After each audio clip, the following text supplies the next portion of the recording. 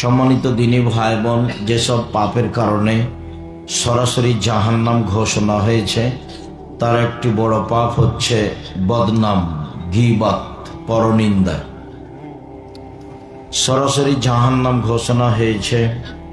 যেমন শিরক করলে জাহান্নামে যাবে, যেমন বাপ মাকে গালি দিলে, বাপ মায়ের অবাধ্য হলে জাহান্নামে যাবে, যেমন মিথ্যা সাক্ষী দিলে জাহান্নামে যাবে, জেনায় লিপ্ত হলে জাহান্নামে যাবে, সুদ খেলে জাহান্নামে যাবে, ঘুষ দিলে জাহান্নামে যাবে, মানুষকে হত্যা করলে জাহান্নামে যাবে, এতিমের মাল অন্যায়ভাবে ভক্ষণ করলে জাহান্নামে যাবে, মানুষের উপরে অপবাদ লাগালে জাহান্নামে যাবে।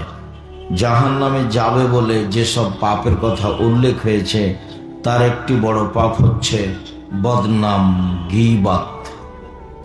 সম্মানিত দিনী ভাই বোন, বিষয়টি আমাদের জন্য আরো জটিল এই জন্য যে পাপ দুই ধরনের, একগুলো আল্লাহর সাথে জড়িত, একগুলো মানুষের সাথে জড়িত।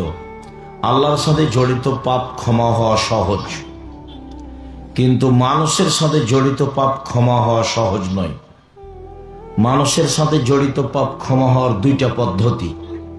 একটা হলো দুনিয়াতে ক্ষমা চেয়ে নিতে হবে, আর আরেকটা হলো বিচারের মাঠে নেকি দিয়ে পূর্ণ করে দিতে হবে। মানুষের সাথে জড়িত পাপের ক্ষমার পদ্ধতি দুইটা। একটা হলো দুনিয়াতে হাত ধরে ক্ষমা নিতে হবে, আর না হয় বিচারের মাঠে নেকি দিয়ে পূর্ণ করে দিতে হবে। আর আল্লাহর কাছে ক্ষমা নেওয়ার পদ্ধতি এগুলো নয়। পাপ হয়ে গেছে বড় থেকে বড়, আল্লাহ তুমি ক্ষমা করো, আমি তওবা করছি। আল্লাহ বলবেন ঠিক আছে, করলাম। বিচারের মাঠেও তিনি ক্ষমা করে দিতে পারেন, মানে তাকে নেকি বুঝিয়ে দেওয়া লাগবে না।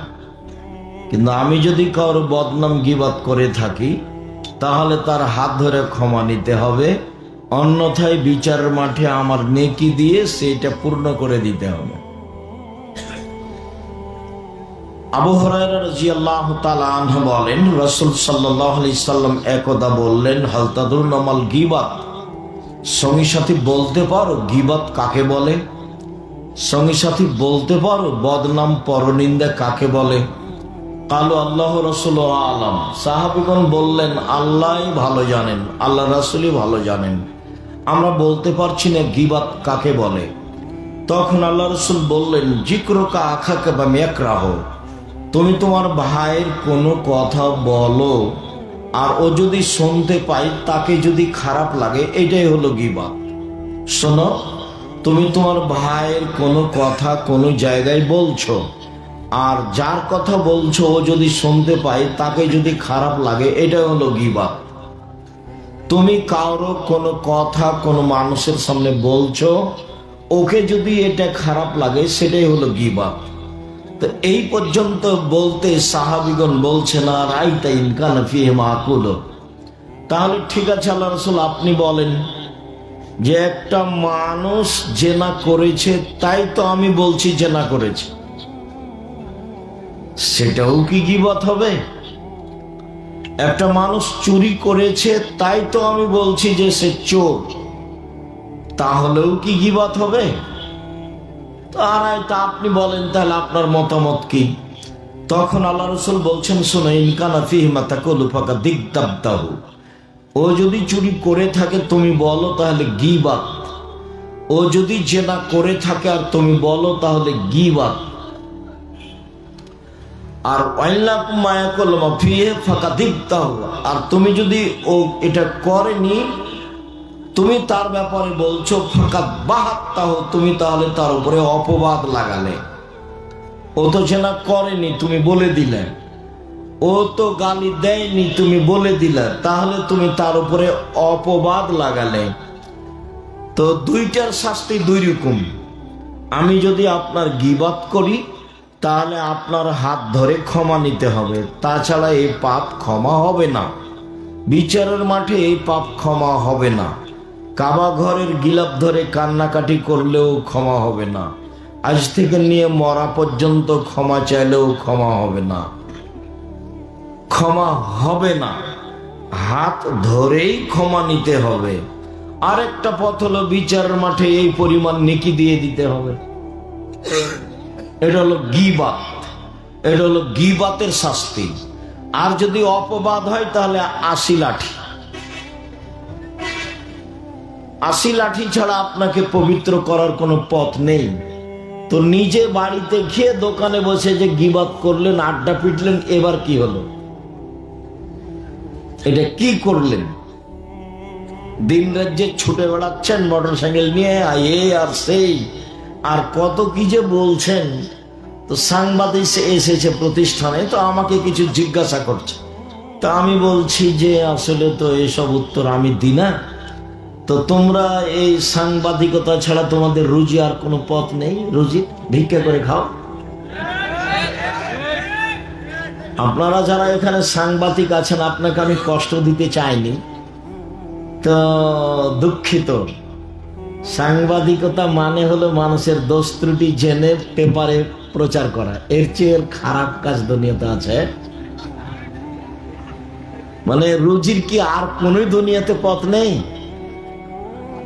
দিন মজুরি করে খেতে হবে। আমি তো বলেছি উপার্জনের পথ 4টা। একটা হলো দিন মজুরি, সন্ধ্যায় টাকা শেষ। একটা হলো চাকরি, 25 দিনে শেষ। একটা হলো জমি চাষ, সমান সমান না হলে লস। আর একটা হলো ব্যবসা। তখন রাসূল সাল্লাল্লাহু আলাইহি সাল্লাম বললেন, সত্যবাদী বিশ্বস্ত ব্যবসায়ীরা বিচারের মাঠে নবীদের সাথে থাকবেন, শহীদদের সাথে থাকবেন, সিদ্দিকদের সাথে থাকবেন। তো এটা উপরে যেতে যেতে যেতে যেতে অনেক উপরে চলে গেল। তাহাজ্জুদ পড়ে রাসূলের সাথে থাকার সুযোগ হয় না। একটা পথ আল্লাহ রাসূল সহজভাবে বলেছেন রাসূলের সাথে থাকার। কে যদি 2টা মেয়ের লালন পালন করে, 2টা মেয়ের লালন পালন বিবাহ শাদী দিয়ে দেয়, তাহলে আমি মুহাম্মদ সাল্লাল্লাহু আলাইহি সাল্লাম আর ওই পিতা জান্নাতে একসাথে এভাবে থাকবো। 2টা আঙ্গুলকে তিনি জমা করে দেখালেন। তো এখন বাপে তো মনে করেছে যে ছেলে মেয়ের বিবাহ দেওয়া পর্যন্ত, এইটা নয়। আল্লাহ রাসূল বলেছেন, আল্লামা তাকে বিদ্যা শিখিয়ে দিয়েছে, ও আদ্দাবাহা শিষ্টাচার শিখিয়ে দিয়েছে, ও আহসানা ইলাইহিন্না তার সাথে ভালো আচরণ করেছে। তাহলে এই পিতা আর আমি জান্নাতে একসাথে থাকবো। তো বাপ তো জানে না বিদ্যা কাকে বলে, বাপ তো জানে না শিষ্টাচার কাকে বলে, তো কি শিখাবে তাহলে? সকালে গিয়ে মেয়ে তো আপনার যত স্কুল কলেজ আছে গোদাগাড়ি, চাঁপাইনবাবগঞ্জ, বাংলাদেশে, মেয়েরা সকালে গিয়ে বলছে, ও কালিমা তোমার আকাশ, ও কালিমা তোমার বাতাস। তাহলে কি বাপ ভালো শিখিয়ে দিতে পারলো? সকালে মেয়েকে বলছে, তুই বল যে আল্লাহ এক নয়, কালিমাও আল্লাহ। নাউজুবিল্লাহ। মেয়ে এখন সকালে গিয়ে বলছে কালিমাও আল্লাহ, কালিমা বাতাস দিতে পারে, কালিমা ঝড় বৃষ্টি দিতে পারে, কালিমা কল্যাণ দিতে পারে। তো ঝড় বৃষ্টি কল্যাণ কে দিতে পারে? আল্লাহ। তো মেয়ে যে বলছে স্কুলে গিয়ে যে কালিমার আকাশ, কালিমার বাতাস, ছেলে মেয়ে জাতির কল্যাণের জন্য মানুষ করেন, এভাবে মানুষ করছেন কেন? ওকে চোর বানাচ্ছেন, প্রতারক বানাচ্ছেন, ধোঁকাবাজ বানাচ্ছেন। বিদ্যা বুঝতে পারলেন না কাকে বলে? শিষ্টাচার। আপনি তো নিজেও জানেন না শিষ্টাচার কাকে বলে, তো মেয়েকে কি শিষ্টাচার শিখাবেন? বলেন এটা কি জায়গা? জায়গাটার নাম কি? মাটি কাটা। আর এই মাঠটা হচ্ছে মাটি কাটা কলেজ মাঠ। তো এখানে আশেপাশে যেসব বাড়ি আপনাদের, মেয়েরা যারা এসেছে, যারা ঢং ঢং করে চলে গেছে, এরা সবাই ধরেন যে আপনার মেয়ের নখটা বড় আছে, বলেন এটা কোন শিষ্টাচার? নখে নেইল পালিশ আছে, বলেন এটা কোন শিষ্টাচার? ইহুদি খ্রিস্টানদের পতিতালয়ের মেয়েরা নখে নেইল পালিশ দেয়। ইহুদি খ্রিস্টানদের পতিতালয়ের মেয়েরা নখে নেইল পালিশ দেয়। ইহুদি খ্রিস্টানদের পতিতালয়ের মেয়েরা নখে নেইল পালিশ দেয়। তা আপনার মেয়েও নখে নেইল পলিশ দিয়েছে, বলেন এটা কোন শিষ্টাচার? দুঃখিত। ভ্যানিটি ব্যাগ নিয়ে সাজগোজ করে ঘুরে বেড়াচ্ছে, আজও ঘুরে বেড়াচ্ছে, দোকানপাটে এদিকে ওদিকে ঘুরছে, বলেন এটা কোন শিষ্টাচার? পরচুলা মাথা দিয়ে বড় করে খোপা বেঁধেছে, বলেন এটা কোন শিষ্টাচার?